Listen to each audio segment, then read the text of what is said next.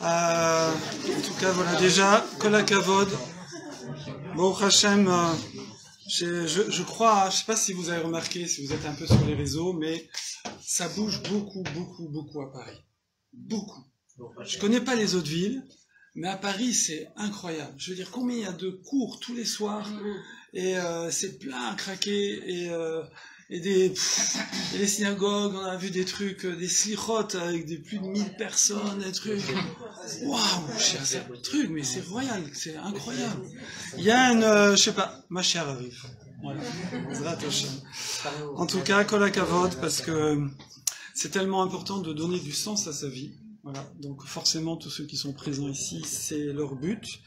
Et je vais partager avec vous, alors là c'est le Siftei Chaim, Rav Friedlander, je vais partager avec vous, j'apprends en même temps que vous. Hein. J'ai regardé juste un petit peu avant pour pas... Voilà, mais j'apprends en même temps que vous. Et alors on va faire le lien entre Kippour et Sukkot. D'accord, on va faire le lien comme ça tout doucement. On dit voilà qu'à Rosh Hashanah et à Kippour, alors nous sommes jugés. Donc on a parlé de ça pendant des semaines. Donc il y a un bilan. Faut pas prendre ça à mal. Hein. Il y a un bilan et Akadosh Baruch Hu regarde comment on a utilisé tous les potentiels qu'il nous a donnés de santé, de parnassa, d'intelligence, de richesse, etc. Et il regarde et avec ça, avec ce qu'on en a fait, eh bien il redistribue les cartes pour l'année suivante. Voilà, tout simplement. C'est ça, Rosh Hashanah et Kippour. Maintenant, quand on regarde dans les textes, dans la Gemara en particulier, on nous dit que, de façon simple, il y a 3 catégories. Il y a les tzadikim, les justes, il y a les rechaïm, les mécréants, et les bénonim, les average, les au milieu. On a déjà un petit peu abordé ce sujet il y a quelques semaines, mais on va le préciser un petit peu. Qui c'est qui s'amuse? C'est Joanne. D'accord. Ah ouais, bravo, merci beaucoup. Heureusement que tu es là. En parlant d'anniversaire, c'est mon Shabbat de Bar Mitzvah. Mazel tov, Mazel tov. Welcome. Viens devant. Viens devant, Gabi, viens devant. Gabi. Ici, hein? Oui, ici. C'est bon, frisbee? Allez, go. Alors, donc on disait qu'il y a tzadikim, les justes, rechaïm, mécréants, traduit, et bénonim. D'accord? Et les moyens, average. Quand vous lancez une pièce, est-ce qu'elle tombe sur la tranche? Rarement, hein, c'est au pile face, oui. Donc bénonim, c'est la tranche, quoi, c'est 50-50, oui. Comment on peut... La majorité des gens sont bénonymes. Nous sommes bénonymes, enfin moi en tout cas, peut-être pas vous êtes tzadikim, mais comment on peut comprendre qu'on soit bénonyme? C'est un peu bizarre qu'on soit pile 50-50. Voilà, c'est quelque chose qu'il faut comprendre. Il n'y a jamais 50-50, c'est toujours 48-49 ou 51. Ok? Bon, ça c'est une question de base. Deuxième question très connue, j'ai oublié qui l'a posée, mais c'est une question posée par des très très grands rabbinim, qui est pourtant une question vraiment triviale, si je peux dire, c'est que on nous dit que les bénonymes, les moyens, si ils n'ont pas été inscrits dans le livre de la vie à Rosh Hashanah, parce qu'il faut être tzaddik pour être inscrit. Oui, comme ça, il faut avoir la moyenne. Enfin, plus que la moyenne. Donc, il faut avoir 50,001. Oui. Alors, donc, ils sont bénonymes. Alors, on nous redonne une chance à Kippour. Et il y a aussi une chance à Sukkot. Bon, mais on va s'occuper que de Kippour. Et on nous dit que si on fait Teshuvah, alors, c'est bon, on passe. Ok? Donc, on prend un cas de... Ça fait un peu un cas d'école, quoi. Je suis 50-50. Welcome, entrez, il y a de la place. Je suis 50-50.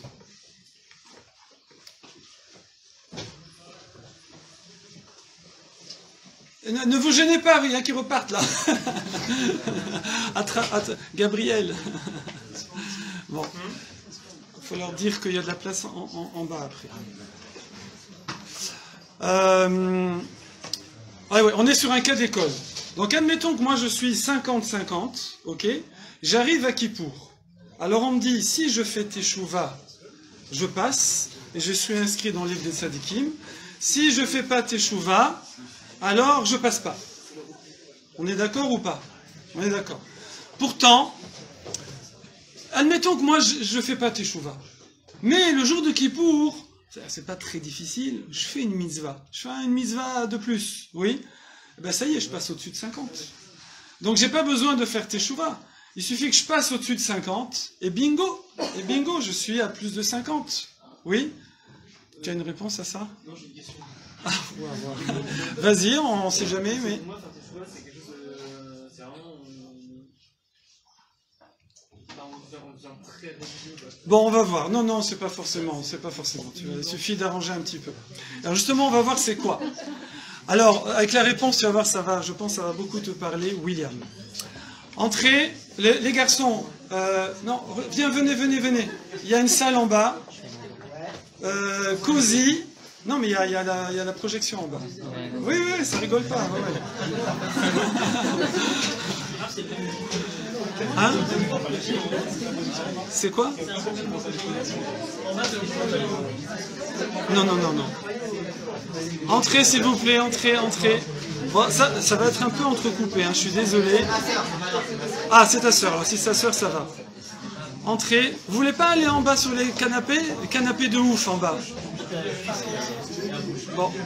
Quand ce sera plein, de toute façon, il n'y aura plus le choix. Ok. Alors, pour répondre à cette question, donc je repose la question. Je suis 50-50. Je suis Benoni, moyen. Donc normalement, je ne suis pas inscrit dans le livre de la vie à Yom Kippour. Il manque un petit chouïa. Mais si le jour de Kippour, je fais Teshuvah, alors hop, je suis inscrit dans le livre de la vie. Ok?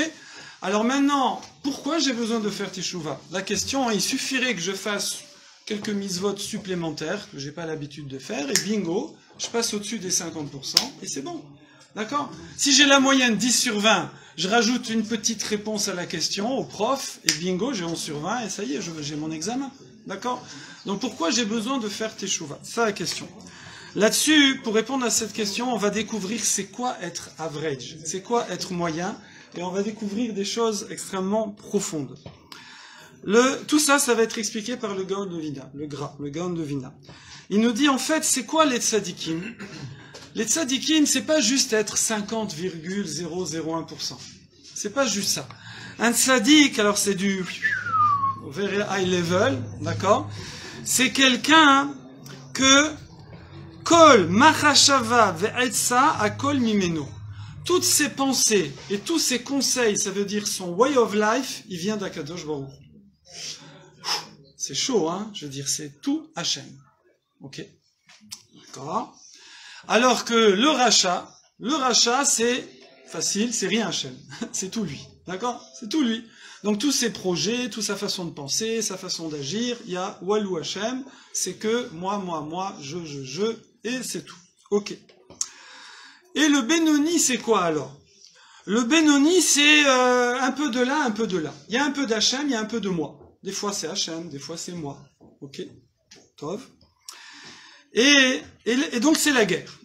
C'est la guerre, c'est la lutte. Il doit toujours se battre pour essayer de faire un peu plus de place à Kadosh Baruch Hu.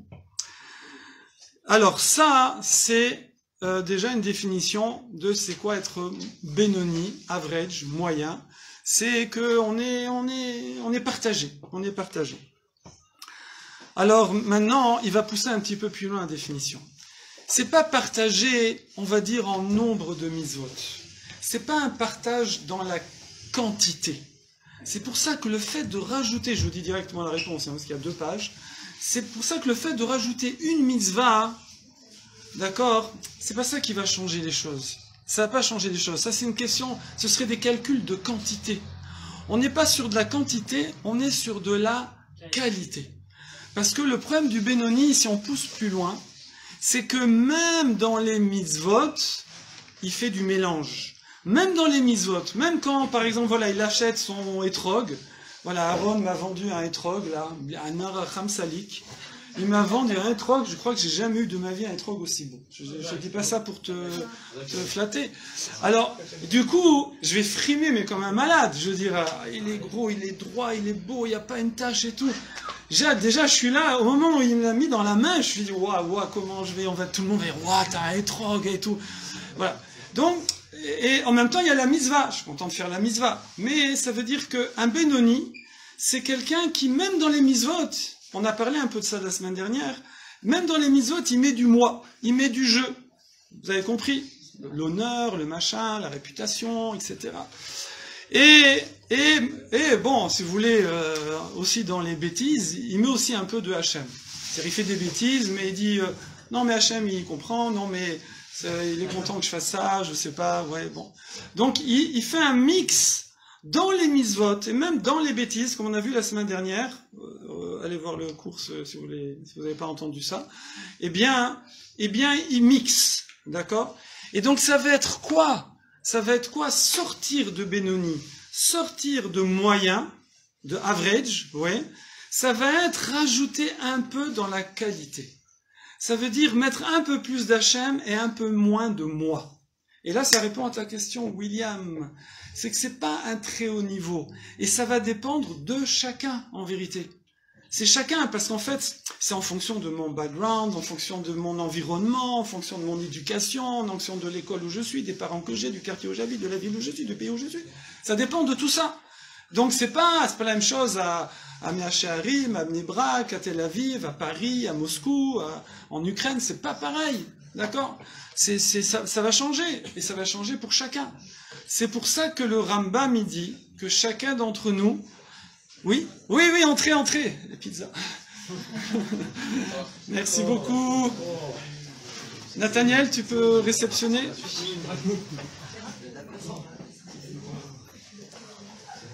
Thank you very much.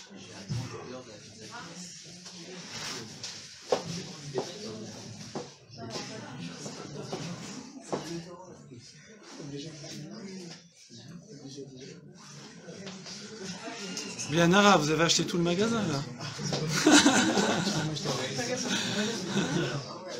Merci beaucoup. Entrez. Alors, là, il reste une place ici, une place là. Voilà, c'est les dernières, les prochaines. Elles ont le... On va pas dire elles descendent, elles vont dans le coin cosy, canapé, d'accord. Comment on peut appeler cet endroit? Parce que sous-sol, c'est pas joli. Comment on peut appeler? Hein? Basement?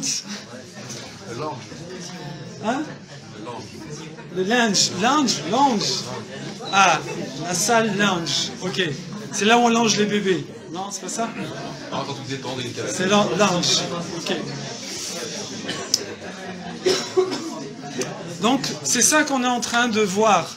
C'est que le Rambam, il dit, chacun d'entre nous, comme il y a tous ces paramètres qui jouent, il doit toujours se considérer qu'il est moitié-moitié, et ça suffit pas de rajouter une mitzvah. Il faut qu'il tire un petit peu, comme ça, le curseur sur la qualité, de penser un petit peu moins à lui, et un petit peu plus à Kadosh Baruch Hu. Et ça c'est Kippour. Voilà, ça c'était le révision, révision de Kippour. Toujours réviser. Faut pas on passe un truc et ça y est, faut encore repasser. Maintenant le lien avec Sukkot. Le lien avec Sukkot, c'est que le Gaon de Vilna nous dit ensuite comment on peut faire ça. Il y a un moyen, une clé. Nous on aime bien les trucs simples. Même si des fois c'est un peu compliqué ce qu'on dit, mais on aime bien les trucs simples. On veut une clé. Comment pousser ce curseur? Comment pousser ce curseur? C'est très simple. Shiviti Hashem Kenegdi Tamid. Voilà, très simple. Ça veut dire, je dois toujours imaginer qu'Akadosh Baruch Hu est devant moi. C'est un sacré niveau, ça. Je veux dire, je vais vous parler, pousser un peu le curseur, vous l'avez mis à 200%.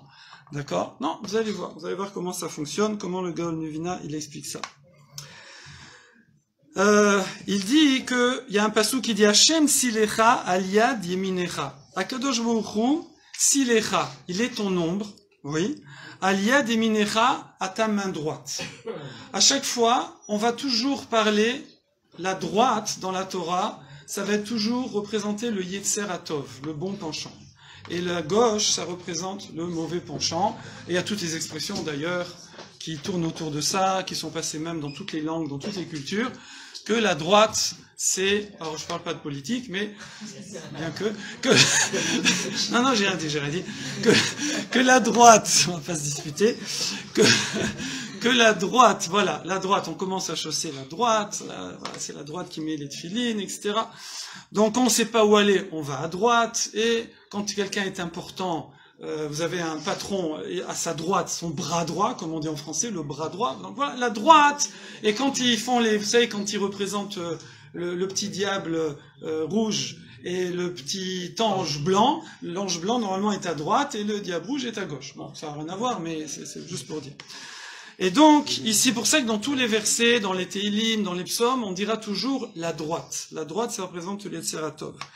Et donc, ici, on nous dit que si quelqu'un, il est dans l'ombre d'Hachem, alors, il est à sa droite, alors il va profiter de l'aide d'Akadosh Baruch Hu, de l'aide d'Hachem pour arriver justement à augmenter cette qualité, à pousser le curseur vers la qualité, vers un peu plus vers Hachem et un peu moins vers lui en égoïste. Oui. Et comme l'ombre, ça veut dire l'ombre. Alors maintenant, l'ombre, on pourrait voir la proximité. C'est-à-dire, quand il y a du soleil, parce qu'on n'a pas de soleil, quand il y a du soleil et que je marche au soleil et qu'il y a de l'ombre, la chose la plus proche de moi, c'est l'ombre. Okay, elle est collée à moi. Elle ne me quitte pas. Elle est collée à moi. Oui. Donc il y a cette notion-là d'être attaché à Kadosh Baruch Hu comme à notre ombre nous est attachée. Mais il y a une autre image aussi, c'est que l'ombre, quand je lève un bras, ben mon ombre, la personne qui suit, elle lève un bras. Non, c'est une blague, je sais que vous suivez, vous êtes hyper attentifs. Elle bouge un bras, d'accord? Si je me baisse, elle se baisse, si je saute, elle saute, d'accord? Ça veut dire que l'ombre, c'est le reflet de moi-même. Eh bien, dans cette image, le Gaon Uvina, il dit, c'est pareil pour Akadosh Baruch Hu, si on peut dire. Pourquoi les versets, ils comparent Hachem, notre relation avec Hachem, à la relation qu'on a avec notre ombre? Ça veut dire que, à chaque fois que moi, je vais me rapprocher d'Akadosh Baruch Hu, à chaque fois que dans mes misvot ou dans les choses de tous les jours, on va voir, je mets une part plus importante pour Hachem, Hachem aussi met une part plus importante pour moi. Il va m'aider davantage. D'accord? Donc c'est facile. Quand on dit Shiviti Hachem Kenegdi Tamid, que toujours Hachem doit être en face de moi, c'est simplement, plus toi, tu mets Akadosh Baruch Hu dans ta vie, plus Hachem, il se met dans ta vie. Et quand on a Hachem dans sa vie, vous avez le patron, c'est Banco. D'accord? Voilà, ça c'est ce que explique le Gaon de Vilna sur Kippour. Et on passe maintenant à Sukkot. Au Sukkot, effectivement, ça va être justement, c'est pas pour rien que c'est après Kippour, hein, oui. Et Sukkot, c'est après Kippour, alors qu'à la base, ça aurait pu être, normalement, Sukkot, c'est Zecher Le'anane Kavod, en souvenir des nuées de gloire qui nous ont accompagnés dans le désert. Donc, historiquement, il faudrait faire ça plutôt le 15 Nissan, juste après Pessah, parce qu'on est sorti après Pessah, oui. Alors, le Gaon de Vilna aussi explique qu'on a perdu ces nuées de gloire quand on a fait la faute du veau d'or, et elles sont revenues le 15 Tishri. Elles sont revenues le 15 Tishri, donc c'est pour ça qu'on fait le 15 Tishri. Ça, c'est l'explication, on va dire, par rapport au calendrier. Mais l'explication, welcome, entrez. Il y a encore des places ici. Ouais, venez.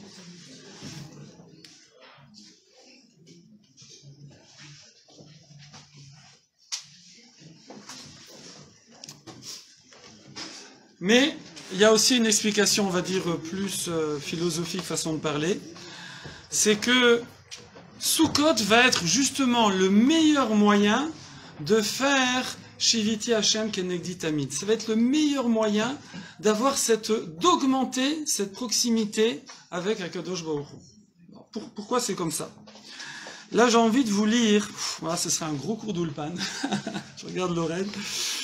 J'ai envie de vous lire un petit peu, on va faire une exception, hein. Je veux dire, d'habitude on ne fait pas trop dans les mots, mais là, je sens que vous êtes chaud, là.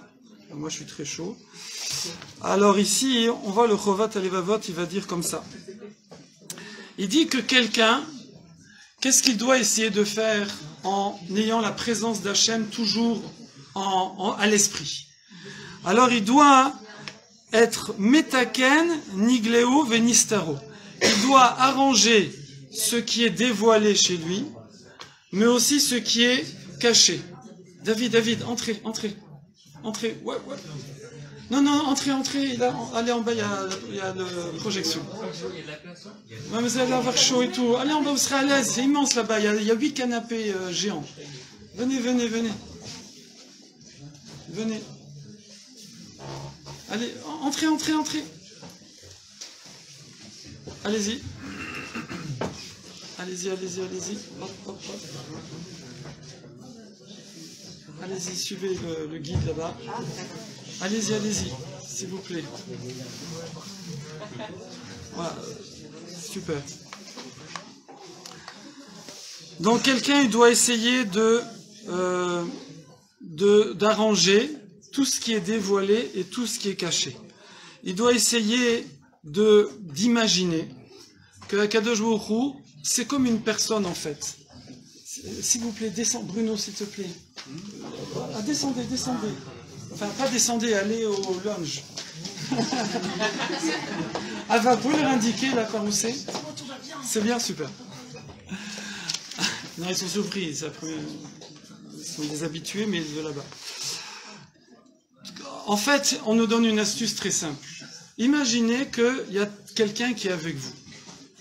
Dans l'intimité de votre chambre à coucher, dans l'intimité de tout, d'accord, de votre vie. Oui.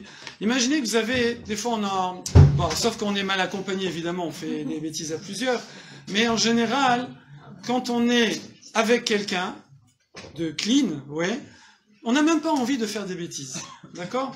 Quand on est bien accompagné, le fait qu'il y ait une personne qui nous voit, alors Rav Ben Shitrit, il parle beaucoup de ça. Il raconte toujours l'histoire de quelqu'un qui est pas très bien accompagné dans sa chambre et il y a la photo de ses parents là, et hop, il cache la photo, d'accord? C'est une photo, mais il peut pas, je dirais la photo, ça le dérange. Et il voit sa mère qui le regarde. Chérie, qu'est-ce que tu fais? D'accord? Donc, c'est un blocage, voilà. Donc, voilà, donc là, c'est qu'une photo, mais c'est classique, oui. C'est considéré comme une présence. Voilà. Voilà, on sait que Yaakov Avinu a été sauvé par Yosef Hatzadik a été sauvé par l'apparence de son père, Yaakov Avinu. Donc, il dit, c'est simple, il faudrait imaginer à chaque moment, dans tout ce qu'on fait, dans tout ce qu'on pense, dans tout ce qu'on dit, que Akadosh Baruch Hu, il est présent. Il est présent, il voit ce qu'on fait, il voit ce qu'on pense, c'est chaud ça, et il entend ce qu'on dit. D'accord? Voilà. Là, on a un petit peu résumé, c'est quoi Shiviti Hashem Kenegdi Tamid? Ça veut dire le fait de réaliser que Akadosh Baruch Hu nous donne la vitalité à chaque seconde. Donc forcément, c'est-à-dire qu'il nous donne la vitalité, c'est-à-dire qu'on est branché, si je peux dire, c'est-à-dire qu'il y a un lien avec Hashem. C'est pas, il donne pas la vitalité en Wi-Fi comme ça, oui.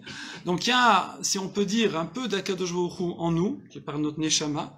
Alors donc, il est au courant de tout ce qu'on fait, de tout ce qu'on dit, de tout ce qu'on pense. De la même façon que mon petit doigt là, qui est là, je sais toujours ce qu'il fait, ce qu'il pense. Il pense rien, mais je sais toujours ce qu'il fait et ce qu'il dit. Ouais, bon. Pourquoi? Parce que c'est mon petit doigt, parce que c'est une partie de moi, ok? Nous, notre Neshama, c'est une partie divine.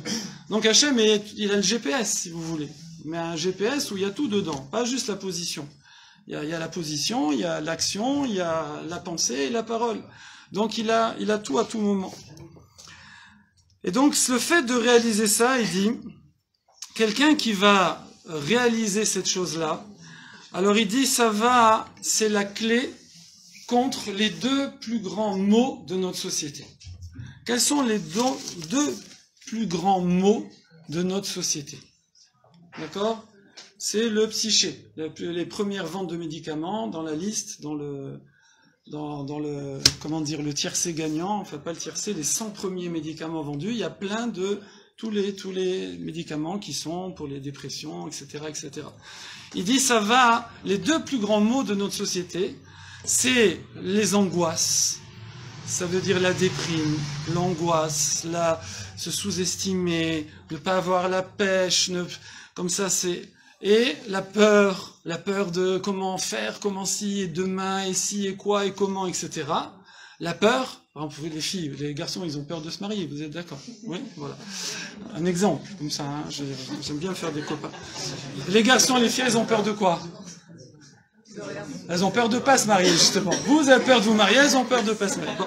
Donc chacun a ses peurs, voilà. Alors, donc, et la peur, ça c'est le plus grand mot, c'est ça. C'est, on va dire, l'angoisse, la peur. Et quelqu'un qui n'a pas ça, ça s'appelle un fonceur. Il fonce, d'accord? Ouais, tout paraît simple pour lui, tout paraît tchac, tchac, tchac, ou une fille pareille, oui. Ça c'est un mot. L'autre mot, c'est la tristesse, la paresse, d'accord? Le deux de tension. C'est comme ça c'est lié évidemment, ces deux choses sont liées. Et il dit, plus quelqu'un, il va sentir que Akadosh Baruch Hu, comme on a dit, il est comme son ombre, et donc Akadosh Baruch Hu va l'aider dans tout ce qu'il fait, en fonction de lui, la place qu'il donne à Hachem, alors c'est des choses qui vont partir. C'est des choses, de quoi avoir peur? De toute façon, Akadosh Baruch Hu, il aide, donc tout ce qui se passe, c'est ce qu'il y a de mieux, et il avance, et Hachem l'aidera, et puis c'est tout. Donc il n'y a pas à avoir peur, ok? Et puis la paresse souvent, ou la tristesse, qu'est-ce qui motive ça? C'est l'incertitude.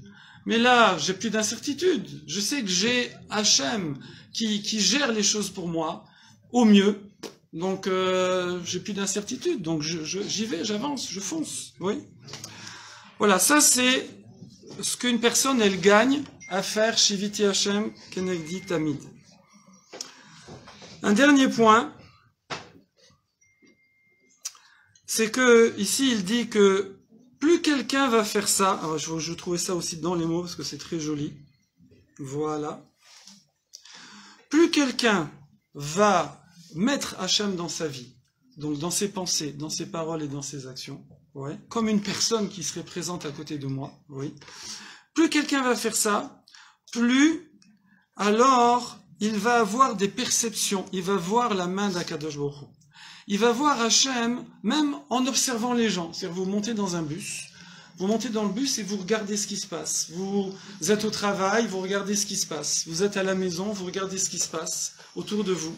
Et quelqu'un qui a cette conscience-là, plus il va mettre Akadosh Baruch Hu dans sa vie, plus Hachem va lui montrer des choses, va lui faire comprendre des choses. Il va avoir une compréhension.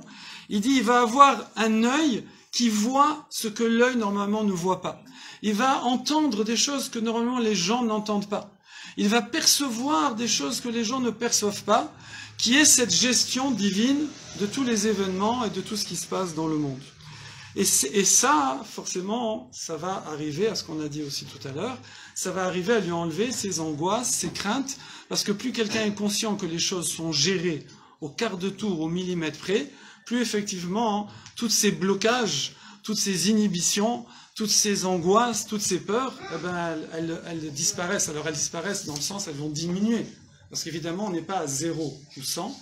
Plus je vais dans ce chemin-là, plus, effectivement, toutes ces choses-là vont diminuer. C'est pour ça qu'on voit des grands rabbanim qui, même à travers la Deuxième Guerre mondiale, ils vivaient normalement. Ils avaient de la peine pour ce qui se passait, pour le clan Israël et tout.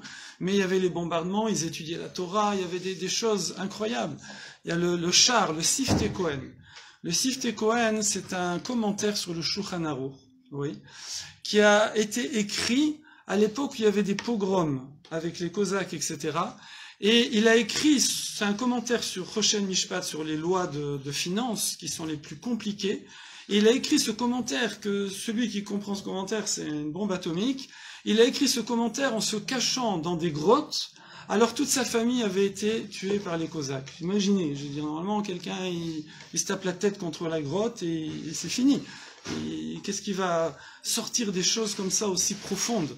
Parce que c'est des personnes qui avaient une proximité avec Akadosh Baruch Hu, qui faisait que ça leur enlevait toutes leurs angoisses, toutes leurs déprimes, toute leur incertitude, toute leur peur. D'accord? Et ça, quel rapport avec Sukkot? Parce qu'à Sukkot, ben en fait, ça nous apprend qu'on met Hachem dans tout ce qu'on fait. Puisque normalement, où est-ce qu'on met Hachem, nous, d'habitude? Ah ben, les garçons, quand on met les tefilines le matin, c'est le matin, pas, des fois c'est en fin de journée, c'est mieux le matin. Donc, le matin, quand on va à un cours de Torah, quand on est en train de manger kasher, etc., quand on fait Shabbat, on fait Yom Tov, là, on pense à Akadosh Baruch Hu. Maintenant, quand on est au travail, quand on fait toutes les choses de la vie quotidienne, on n'y pense pas forcément, oui.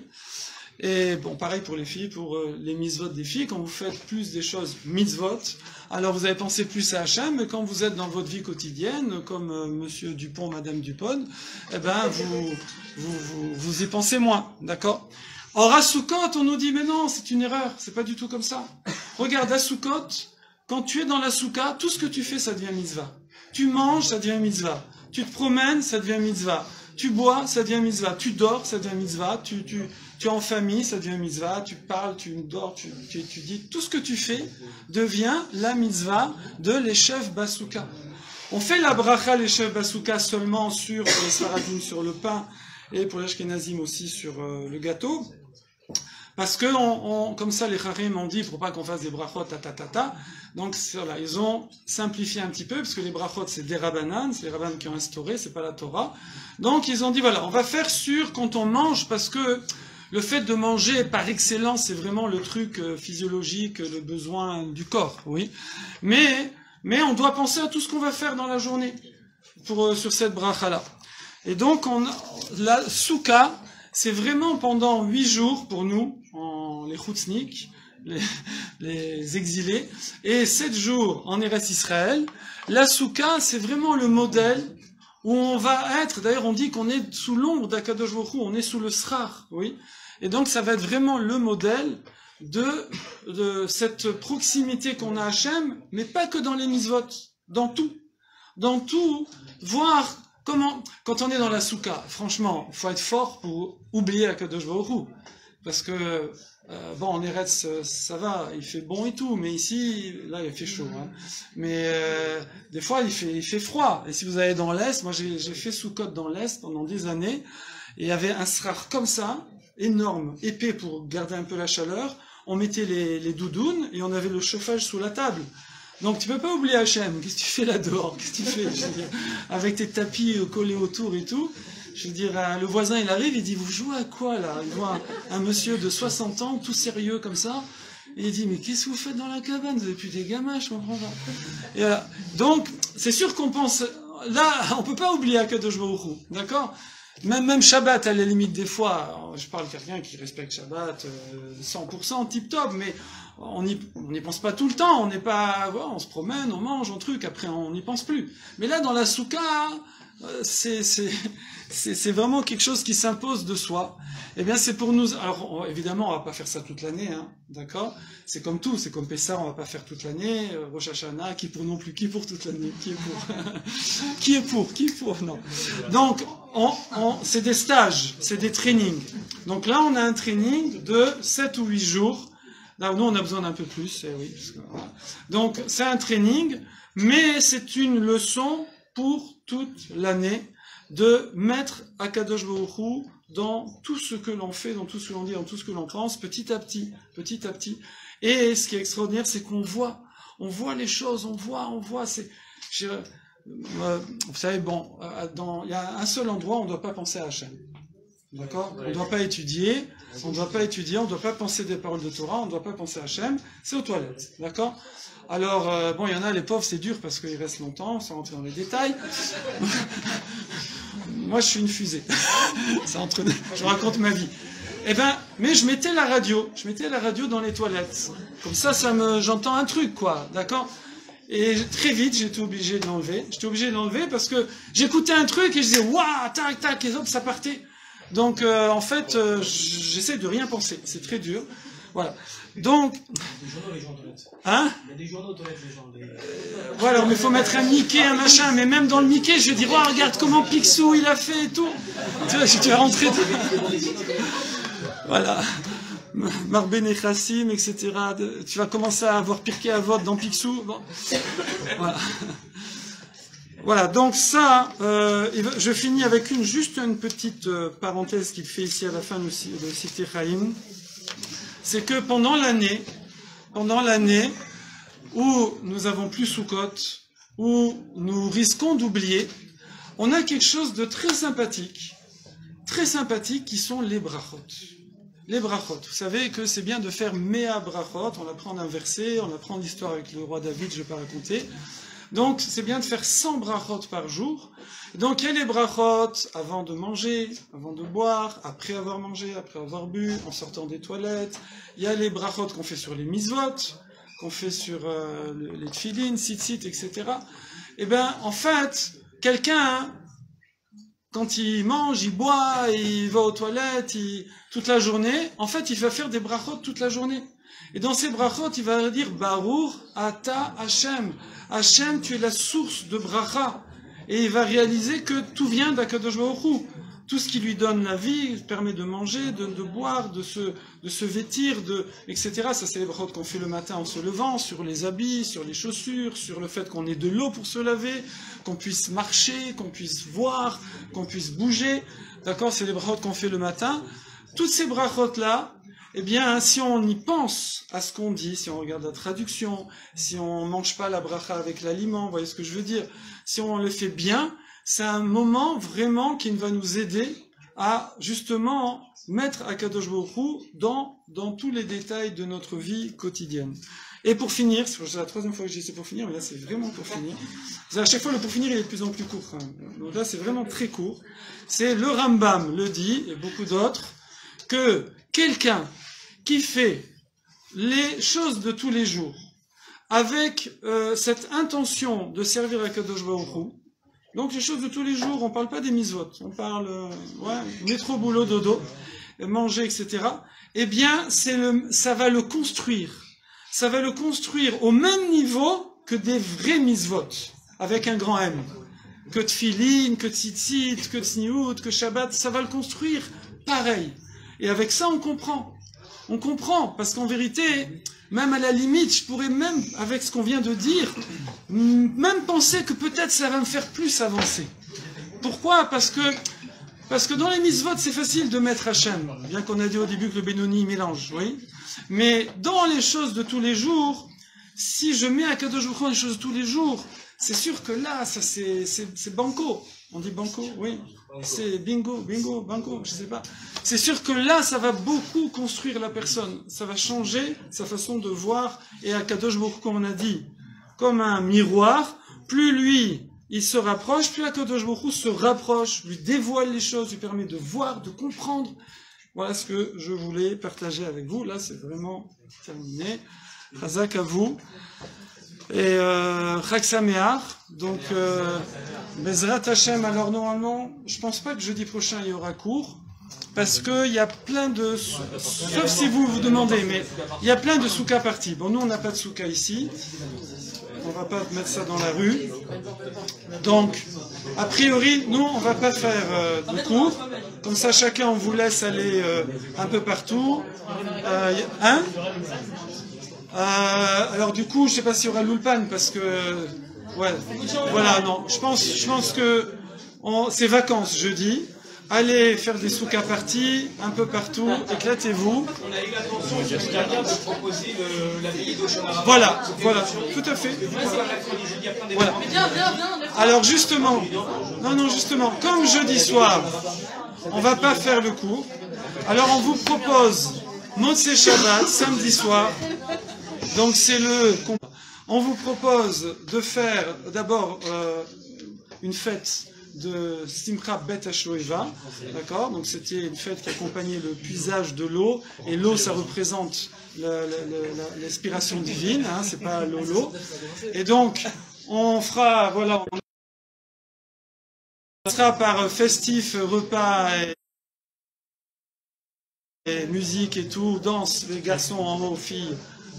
Au linge, ouais. Au linge, là c'est bien. Et ensuite, on continuera avec une veillée. Une veillée, chacun il part à l'heure qu'il veut, hein. 1h du matin, 2h du matin, 3h du matin, 4h, 5h, 6h. Veillée, avec ce qu'il faut pour accompagner. Et voilà, donc ce sera Motzei Shabbat, on vous enverra sur les groupes les annonces. Alors, oui, hein? Alors, les activités de la semaine. mercredi à Tchouva, jeudi Ulpan, 2 niveaux. Non, pas en fait, pas. Oui, mais en général, mercredi, écoutez ça, vraiment prier. Alors ok, dernières annonces. J'ai couru, comme vous pouvez voir, je suis en tenue de sport pour vous faire les dernières annonces qui sont toutes fraîches. Donc après, la souka party où avec la musique à fond, on va pouvoir avoir l'occasion de rencontrer les voisins. Après, donc la veillée avec les canapés lits, faites attention, les places limitées, on n'a pas beaucoup de canapés lits. Donc, en gros, ça veut dire, c'est pas forcément ce qui va se passer la semaine prochaine, mais en gros, que vous sachiez que c'est ce qu'il y a. On a donc le dimanche après-midi un cours organisé par moi sur le développement personnel. Ben, c'est vrai en plus, je peux pas mentir. Et avec une assurance garantie partie en cas de pépin. C'est une histoire pour ceux qui connaissent. Donc on a commencé cette semaine. C'est prévu de reprendre après les fêtes, Bezrat Hashem. Il y a le mercredi soir un shiur de Tchouva, organisé par le pôle Tchouva du Quai Praising, pour celui que ça intéresse, organisé par Ruben. Alors d'habitude c'est le mardi, là ce sera le Alors voilà, en général c'était le mardi soir, et maintenant ça va être le mercredi soir. Juste pour Soukot. Ah, juste pour Soukot. Juste pour Soukot le mercredi, sinon ok. c'est tous les mardis. Sinon c'est tous les mardis, merci. Je vous avais dit, il y a une garantie. Et le jeudi soir, donc, Bezrat Hashem, ça commence à se mettre en place. On a eu la première session ce soir, là, vous avez raté. C'est la troisième. Troisième oui. Alors c'est moi qui ai raté. Donc c'était l'Ulpan qui commence à s'organiser petit à petit et qui commence à prendre donc 2 niveaux. Donc on a vraiment les débutants qui n'ont jamais touché à l'hébreu de leur vie. Et on a vraiment, après un niveau plus confirmé, qui va venir. J'ai rien oublié? C'est bon. Super. J'ai plus qu'à dire qu'une seule chose. Bon appétit. Alors, attendez, ne bougez pas. Est-ce que Naïm est arrivé? Naïm est là. Naïm. Israël. Oui, il arrive. Kevin. Il est en bas. Kevin est en bas. Alors, on va vous laisser aller